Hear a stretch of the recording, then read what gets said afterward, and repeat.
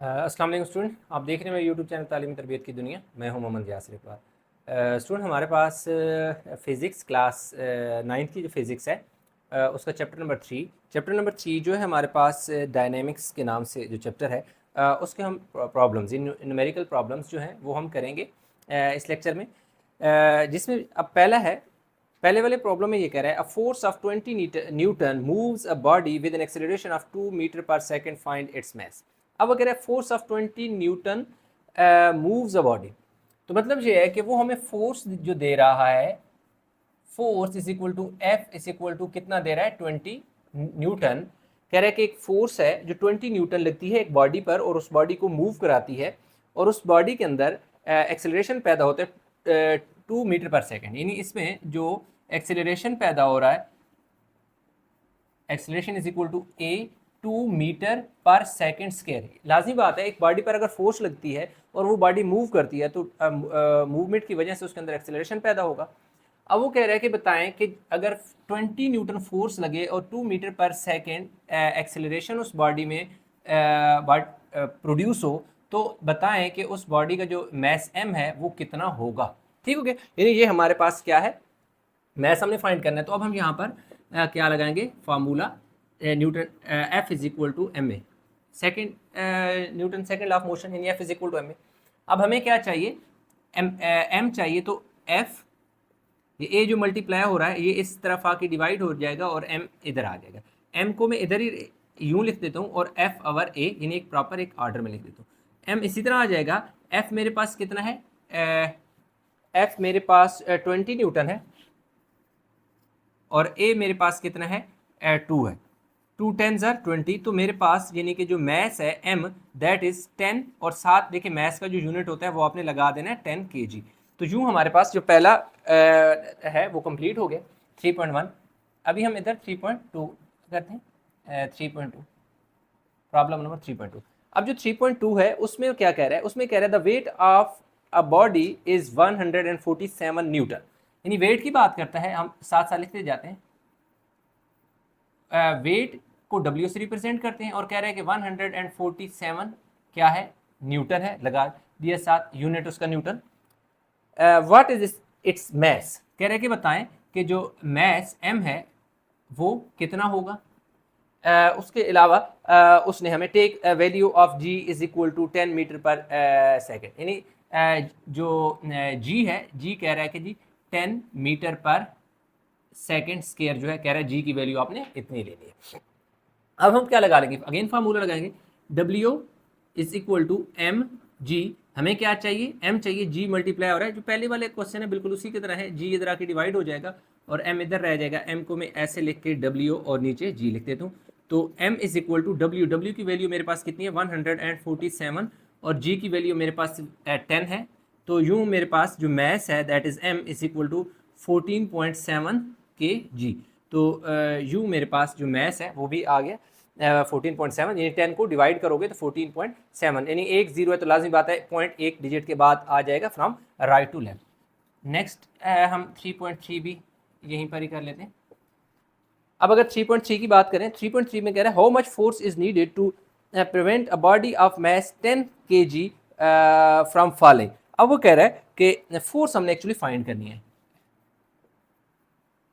R C ई, यानी F जो है वो हमने फाइंड करना है। जबकि उसने हमें क्या दे दिया, मैस जो है कितना दे दिया, इधर गया 3 पॉइंट कौन सा 3 है ना, needed to prevent a body of 10 kg। ठीक है, 10 kg हमने क्या करना है, इसका फाइंड करना है। यानी मैस हमारे पास कितना है 10 kg। How much force is needed to prevent a body of mass 10 kg, ठीक है, फ्रॉम फॉलिंग। फ्रॉम फॉलिंग की बात कर रहा है तो लाजमी बात है वो कोई जो बॉडी है वो ज़मीन पे नहीं है, वो कहीं ना कहीं हाइट पे है। जब भी कोई बॉडी हाइट पे होती है तो वहाँ पर जो एक्सेलरेशन होता है that is gravitational acceleration, G is equal to 10 metre per second square, यानी जी की वैल्यू हमारे पास क्या होती है, 10 होती है। तो ए इज इक्वल टू यानी कि जी होगा, यानी एक्सेलरेशन जो होगा वो ग्रेविटेशनल एक्सेलरेशन होगा। तो F is equal to M A, F is equal to M और ए की जगह जी आ जाएगा, क्योंकि ए जी के इक्वल है, क्योंकि यहाँ पर ग्रेविटेशनल एक्सेलरेशन की बात हो रही है।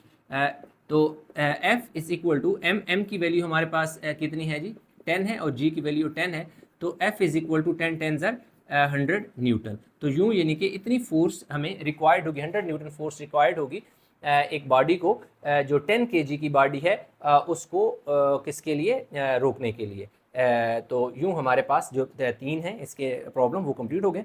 वीडियो को पास करके इन्हें उतारें ताकि नेक्स्ट हम मूव करें। स्टूडेंट हमारे पास अगर 4 की बात करें तो 4 में कह रहा है find acceleration produce by a force of 100 newton in a mass of 50 kg। अब ये क्या कह रहा है कि find an acceleration, find an यानी एक्सेलरेशन की बात कर रहा है कि आप फाइंड करें एक्सेलरेशन। हमने ए क्या करना है फाइंड करना है, जबकि मास उसने हमें दे दिया find acceleration produce by body force of 100 mass 50 kg है, और जो फोर्स है हमें उसने जो फोर्स F है वो किसकी इक्वल है, फोर्स F जो है वो हमारे पास 100 न्यूटन है। ठीक है जी, 100 न्यूटन हमने force for newton second law of motion F is equal to M A. F हमारे पास हमें क्या फाइंड करना है, A फाइंड करना है, तो F over M is equal to A is equal to F by M, proper sequence में लिख दिया। A is equal to F की वैल्यू हमारे पास कितनी है 100, M की वैल्यू हमारे पास कितनी है 50। ये देखें ये वाला 0 0 से कैंसिल, 5 2 10, तो acceleration A is equal to 2 metre per second square, क्योंकि जो एक्सेलरेशन का यूनिट होता है वो मीटर पर सेकेंड स्केयर होता है, तो हमने 7 यूनिट लगा देना है। अब 5 की बात करते हैं, 3.5। अब 3.5 की बात करें तो उसमें हमें वो कह रहा है कि अ बॉडी हैज़ वेट, यानी हमें पहली बात है कि उसने वेट हमें दे दिया, weight W is equal to कितना दे दिया जी 20 न्यूटन, 20 न्यूटन उसने हमें वेट दे दिया।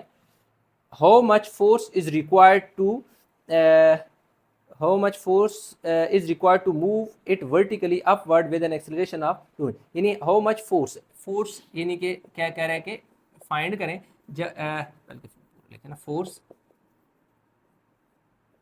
F हमने फाइंड करना है, जबकि एक्सेलरेशन की अगर बात करें ए की तो वो 2 मीटर पर सेकेंड स्केयर दे रहा है, आई थिंक यही दे रहा है। ठीक है, तो अब हमें क्या निकालना है, vertically upward force that is actually हमें टेंशन T फाइंड करनी है, vertically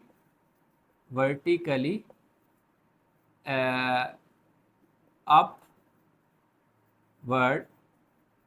force that is tension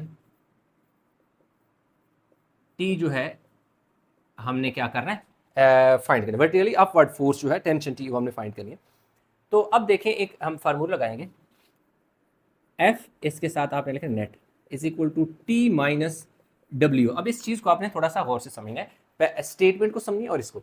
अब वो कह रहा है कि body has weight 20 newton, how much force is required to move it vertically upward with an acceleration of 2 metre per second. यानी हमारे पास एक बॉडी है जिसका वेट कितना है जी 20 न्यूटन है। ठीक है जी, ये एक बॉडी है 20 न्यूटन। अब इसको हमने क्या करना है, एक फोर्स लगानी है, क्या लगाना है, जिसने क्या करना है इस बॉडी को ऊपर लेके जाना है। ठीक है जी, नेट फोर्स हम निकालनी है जो, और जब इस बॉडी को ये ऊपर लेके जाएगी तो लाजमी बात है ये वाली बॉडी जब मूव करेगी तो मूवमेंट की वजह से उसके अंदर क्या होगा, एक्सेलरेशन प्रोड्यूस होगा। तो एक्सेलरेशन कह रहा है कि कितना प्रोड्यूस होना चाहिए 2 मीटर पर सेकेंड स्केयर, अगर उसमें एक्सेलरेशन प्रोड्यूस हो। इस पर फोर्स लगाओगे, फोर्स की वजह से इसमें मूवमेंट पैदा होगा, तो मूवमेंट पैदा होगा तो एक्सेलरेशन प्रोड्यूस होगा। तो कितना एक्सेलरेशन होना चाहिए 2।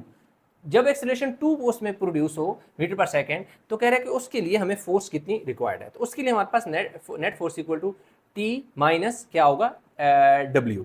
अब T माइनस W, अब देखो हमारे पास यही उसने कहा और तो कुछ नहीं, अच्छा ठीक है। अब देखें हमारे पास एक फार्मूला होता है F is equal to M A, यानी from Newton second of motion. अब आपने क्या करना है कि F जो नेट फोर्स है उसमें ये पुट कर दें एम ए, आगे इक्वल का साइन, जो हमारे पास T है T minus M G, T minus M G. W क्यों? F is equal to M A and W is equal to M G. अब देखें एम ए, इस एम जी को इधर ले आए तो प्लस एम जी और दूसरी तरफ क्या रह जाएगा टी। अब टी को मैं इस तरफ ले आता हूँ, इन दोनों में से एम कॉमन ले लेता हूँ। जब एम कॉमन लूंगा तो ए प्लस क्या आ जाएगा जी। ए की वैल्यू हमारे पास देखो 2 है और जी की वैल्यू हमारे पास 10 होगी क्योंकि ग्रेविटेशनल एक्सेलरेशन होता है। एम जो है, एम को अगर हमने देखना है तो एम हमारे पास इस वाले फार्मूले से निकालेंगे, W is equal to M G. अब हमें क्या एम चाहिए तो W over G is equal to M.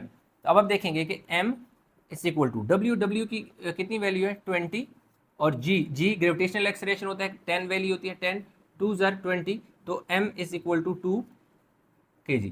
तो अब देखिए हमारे पास कितना आ गया, मैथ्स हमारे पास 2 आ गया। अब 2 जो है इस में पुट कर दो यानी वैल्यू। अब देखें चलेंगे यहाँ पे लिख लेते हैं, मैं दोबारा यहाँ लिख दूँ T is equal to M into A plus G. T is equal to M, M की वैल्यू अभी हमने निकाली है 2, ए की वैल्यू एक्सेलरेशन है, एक्सेलरेशन की वैल्यू कितनी है 2 है और जी की वैल्यू कितनी है 10 है। टी इज इक्वल टू 2 और 10 और 2 कितना हो जाएगा जी 12। तो टी इज इक्वल टू 12 2 ज़ार 24 न्यूटन। तो यूँ हमारे पास उसने क्या कहा था कि क्या फाइंड करो वर्टिकली अपवर्ड फोर्स टेंशन, यानी हम ये जो फोर्स है ये क्या थी इन फॉर्म ऑफ टेंशन जो है। उसने कहा था कि जी फोर्स आपने फाइंड करनी vertical upward force tension. T जो हमने फाइंड करनी थी वो हमने कर ली जी 24 न्यूटन आ गया। तो यूँ हमारे पास 3.4 3.5 हो गए। वीडियो को पास करके उतार लें ताकि नेक्स्ट की तरफ हम मूव करें। अच्छा तो 6 की बात करें तो स्टूडेंट हमारे पास जो 6 है उसमें कह रहे हैं 2 message at 52 kg and 48 kg are attached to ends of a string that possesses our frictionless pulley. Find the tension in the string and acceleration in the bodies when both the masses are moving vertically. Both the bodies यानी आपके जब vertically two bodies moving vertically तो उस वक्त जो एक derivation मैंने कराई हुई है वो आपने अगर देखा होगा तो आपको अंदाज़ा होगा या आपने बुक में पढ़ा होगा कि अगर यूँ एक पुली लगी हुई है उस पुली में ऐसे यानी कि एक बॉडी यूँ है और दूसरी बॉडी यानी इसके साथ अगर यूँ है तो यूँ दो बॉडीज़ जो हैं इसमें अगर मूव कर रही हैं एक फ्रैक्शनलेस पुली से तो वर्टिकली मूवमेंट इसे क्या है वर्टिकली मूवमेंट इसे कहा जाता है। तो लाजमी बात है अगर एक मैस हमारे पास ज़्यादा है और दूसरा मैस क्या है कम है तो डेफिनेटली एक बॉडी में मूवमेंट होगा। तो अब हमारे पास कह रहे हैं कि 2 मैसेज 52 kg एंड 48 kg। तो M1 यानी mass of body 1 that is M1 is equal to 52 kg, mass of body 2 यानी जो M2 है is equal to M2 48 kg है।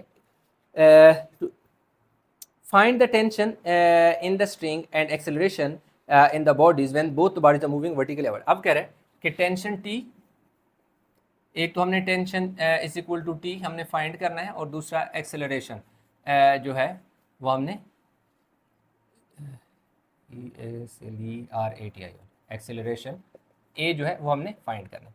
तो अब हमारे पास क्योंकि एक्सेलरेशन और टेंशन की बात हो रही है तो अगर हम टेंशन की बात करें तो हमारे पास हम फार्मूला लगाएंगे T is equal to 2m1 m2 over m1 plus m2, ठीक है m1 प्लस m2 इंटू हाँ ठीक है जी क्योंकि इसके साथ इधर लगा दो या जी को ऐसे लगा दो एक ही बात है। तो T is equal to 2 m1 यानी 52 देन 48 यानी m2 की वैल्यू 48 नीचे 52 प्लस 48 मल्टीप्लाई बाय जी तो 10 होता है। अब इन 2 को 52 और 48 से मल्टीप्लाई करना है और नीचे देखो क्या आ जाएगा, नीचे तो 52 में 48 ऐड करेंगे 100 आ जाएगा और ये वाला 10 इसी तरह आ जाएगा।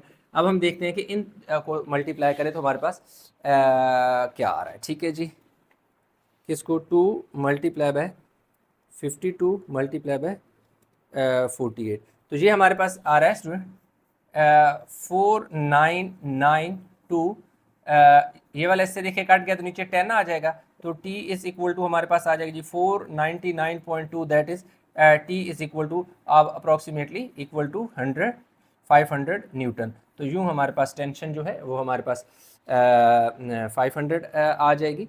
ये हमारे पास टेंशन आ गई। अब हमारे पास क्या है जी, एक्सेलरेशन हमने फाइंड करना है। अगर हम एक्सेलरेशन की बात करें, acceleration is equal to m1 minus m2 divide by m1 m2 और g, ठीक है। ये हमारे पास इसका फार्मूला होता है। m1 हमारे पास 52 है, m2 हमारे पास 48 है, 52 प्लस 48 मल्टीप्लाई बाय 10, ऊपर 4 नीचे 100, इधर 10 10 इधर कैंसिल हो गया, तो 4 आवर क्या हो गया जी 10, तो इसको डिवाइड करेंगे तो 0.4, और क्योंकि एक्सेलरेशन है तो एक्सेलरेशन का यूनिट क्या होता है, मीटर पर सेकेंड स्क्वायर होता है। तो यूँ हमारे पास जो एक्सेलरेशन था और टेंशन थी, दोनों हमने फाइंड कर ली हैं। वीडियो को पास करके उतार लें ताकि हम नेक्स्ट की तरफ मूव करें। तो स्टूडेंट हमारे पास 7 आ गया इसमें, और जो 6 था उसमें दोनों में ये फ़र्क है कि वो दोनों बॉडी एक फ्रैक्शनलेस पुली थी, दोनों बॉडी यूँ वर्टिकली मूव कर रही थी। ये एक बॉडी जो है यूँ हो रही ऐसे है ना, अगर फर्ज किया तो ये एक बॉडी है जो कि यूँ अगर फर्ज किया यहाँ पुली लगा दी तो यूँ यहाँ से घूम के यूँ एक बॉडी है जिसके साथ मूव कर रही है। तो एक क्या है हॉरिजॉन्टल है और दूसरी क्या है वर्टिकली है। तो वो ये बात कर रहे हैं कि एक बॉडी हॉरिजॉन्टल मूव कर रही है, दूसरी वर्टिकल मूव कर रही है। Two masses 26 kg and 24 kg are attached to ends of a string which passes over a fractionless pulley. 26 kg is laying on a smooth horizontal table. 24 Newton is moving vertically downward, कि ये जो downward move कर रहा है ये कितना है 24 है, जबकि ये कितना है 26 है, is moving vertically downward. Find the tension in the string and acceleration in the body. यानी टेंशन और एक्सेलरेशन हमने क्या करना है, फाइंड करना है। तो ये हमारे पास यानी ये वाला m1 है और ये वाला m2 है। तो जो टेंशन और एक्सेलरेशन है ये दोनों आपस में इक्वल है, यानी कि टेंशन और एक्सेलरेशन की जो वैल्यू है वो सेम है। तो हमने क्या इसमें अब टेंशन फाइंड करनी है और एक्सेलरेशन फाइंड करनी है, फार्मूला लगा देंगे T is equal to m1 m2 over m1 plus m2 और g। आपकी बुक के अंदर ये फार्मूले लिखे हुए हैं। अब देखें t is equal to m1 कितना है जी 24, m2 कितना है जी 26, नीचे जी 24 26 और 7 कितना है जी 10। अब t इज इक्वल टू नीचे तो हमारे पास इन दोनों को जब हम ऐड करेंगे, गलती से देखिए मल्टीप्लाई का साइन प्लस का साइन 50 हो जाएगा, और इन दोनों को हम क्या कर लेते हैं मल्टीप्लाई कर लेते हैं 24 और 26 को। तो 624 ये वाला 0 से कैंसिल हो गया। तो अब इसको पीछे 624 बच गया, उससे 5 से 624 डिवाइड बाय 5, तो 124.8। तो t is equal to 124.8 newton. तो आप इसे लिख सकते हैं t is equal to 125 newton, ठीक है, यानी कि that is very close to 125। तो यूँ हमारे पास टेंशन आ गई। अब ये मिटा देते हैं और उसके बाद हमारे पास क्या है जी, हमने फाइंड करना है इसका एक्सेलरेशन फाइंड करना है। तो एक्सेलरेशन के लिए a is equal to m1 m2 और g, ठीक है, m2 g। तो a इज इक्वल टू 24 और 26 और 10। तो a इज इक्वल टू इन दोनों को 200 और 40 हो जाएगा, और नीचे कितना आ जाएगा 50, 0 से कैंसिल हो गया। a is equal to 24 over 5, तो a इज इक्वल टू कितना आ गया जी 24 और 25 को डिवाइड कर लो 24 और 5 को, तो 4.8। 4.8। अब इसका यूनिट क्या है, मीटर पर सेकंड स्क्वायर होता है, और इसके साथ मीटर पर सेकंड स्क्वायर लगा दो तो यूँ हमारे पास 3.7 भी हो जाएगा। इसको भी उतार लें। अच्छा, तो अब हमारे पास 3.8 जो है वो कह रहे हैं how much time is required, यानी हमने क्या करना है, जो time is equal to T हमने फाइंड करना है। आगे कह रहा है टू चेंज, अच्छा जी, is required to change 22 ns momentum by a force of, यानी चेंज इन मोमेंटम उसे हमें दे दिया, चेंज इन मोमेंटम हमें दे रहा है, change in momentum is equal to हमारे पास एफ यानी final momentum minus initial momentum is equal to 20 2ns, और उसके अलावा उसने हमें फोर्स दे दिए, force F is equal to कितनी दे दिया जी, 20 न्यूटन दे दिया, 20 न्यूटन। अब फार्मूला लगा देंगे। फार्मूला हमारे पास होता है जी F is equal to change in momentum minus divide by time. Time हमने फाइंड करने इधर शिफ्ट कर दे, चेंज इन मोमेंटम जो है P F minus P I divide by F हो जाएगा। तो T is equal to 22 newton divide by 20 newton. तो T हमारे पास क्या आ जाएगा, 1.1 सेकेंड। तो यूँ हमारे पास इसका जो आंसर है वो आगे है। वीडियो को पास करके उतार लें ताकि नेक्स्ट की तरफ मूव करें।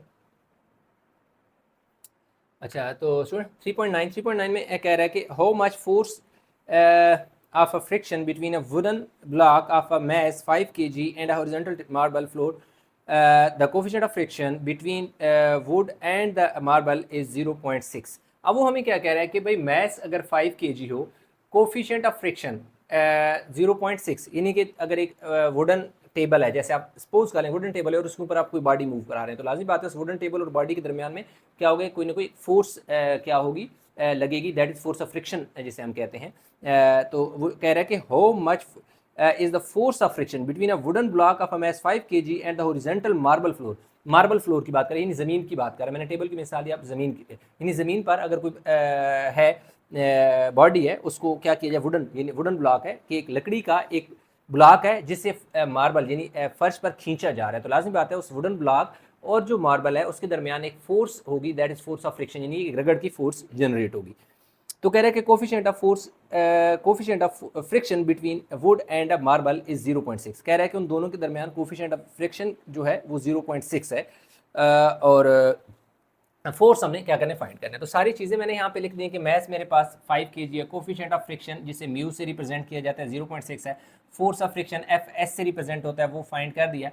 तो मेरे पास फार्मूला होता है दैट इज एफ एस जो होता है फोर्स ऑफ फ्रिक्शन होता है, म्यू आर, आर जो होता है नॉर्मल होता है, ठीक है जी। आर आर हमारे पास क्या होता है, नॉर्मल रिएक्शन कहते हैं इसे, ठीक है ना। आर आर से मुराद नॉर्मल, आपकी बुक में ये सारा कुछ लिखा हुआ है, नॉर्मल रिएक्शन इसे कहते हैं, ठीक है। तो अब हमने क्या करना है, सिंपल इसमें क्या कर देना है, थोड़ा सा फार्मूला चेंज होगा। ये जो म्यू है, आर जो है, आर की जगह क्या पुट कर दो, एम जी, अब वैल्यू पुट कर दो, F S is equal to mu, mu की वैल्यू आपके पास क्या है 0.6 मल्टीप्लाई बाय एम की वैल्यू कितनी है 5 है, और जी क्योंकि वैल्यू कांस्टेंट होती है दैट इज 10। अब इसका पॉइंट ख़त्म करूँ तो मैं पॉइंट की जगह 1 लगाऊंगा आगे 1 नंबर, तो क्या आ जाएगा, F S is equal to 10 को 10 से काट दूंगा, क्या बचेगा 6 और 5, तो F S is equal to 30 newton. तो यूँ मेरे पास फोर्स ऑफ फ्रिक्शन जो है वो कितनी होगी, 30 न्यूटन होगी। इसी तरह 30 क्वेश्चन नंबर यानी 3.10 की बात करें, how much centripetal force is needed to make a body of mass. कह रहे सेंट्रीपिटल फोर्स क्या करनी है, फाइंड करनी है। और मैस जो कह रहा है कि 0.5 kg है, यानी मैस हमारे पास कितना है जी, 0.5 kg है मैस। ये देखो मैस 0.5 kg है to move in a circle of radius 50 centimetre, और उसकी कह रहा है कि जो with speed 3 metre per second. कि भाई एक सर्कल है ऐसा, ठीक हो गया, जिसका जो कह रहा है रेडियस है ना, रेडियस कितना है 50 सेंटीमीटर है, ठीक है। तो 50 सेंटीमीटर है, तो 50 को 100 से डिवाइड किया तो 0.5 आ गया। क्या किया, इसको मीटर में चेंज कर दिया, यानी 50 डिवाइड बाय 100 जब आप करेंगे तो जो सेंटीमीटर है वो मीटर में चेंज हो जाएगा, ये 0 0 से कैंसिल, इसको डिवाइड करेंगे तो 0. क्या आ जाएगा 5 आ जाएगा। स्पीड उसने हमें दे दी 3। सेंटीमीटर फोर्स फाइंड करनी है, फार्मूला मैंने लिखा हुआ है एफ सी, सेंटीमीटर फोर्स का सिंबल होता है। एम मेरे पास कितना है 0.5 है, वी की वैल्यू मेरे पास कितनी है 3, और 3 का स्केयर लिख दूंगा। आर आर मेरे पास क्या है 0.5 है, तो 0.5 को 0.5 से कैंसिल कर दें तो मेरे पास 3 3 जार 9 न्यूटन। तो सेंट्रीपिटल फोर्स कितनी होगी 9 न्यूटन फोर्स होगी। उसने कहा था how much centimetre force is needed, तो 9 Newton force centimetre force is needed. तो यूँ हमारे पास जो है इस चैप्टर नंबर 3 के जो न्यूमेरिकल प्रॉब्लम्स थे वो 1 से लेकर 10 तक थे, वो सारे हमने कंप्लीट कर लिया। आई होप कि समझ आए होंगे। इनमें कहीं भी किसी जगह कन्फ्यूजन है नीचे कमेंट में जरूर बताइएगा। वीडियो को लाइक करें, शेयर करें, चैनल सब्सक्राइब नहीं किया तो चैनल जरूर सब्सक्राइब कर लें। इंशाल्लाह मिलेंगे नए लेक्चर के साथ, तब तक अपना बहुत सारा ख्याल रखिएगा। अल्लाह हाफिज़।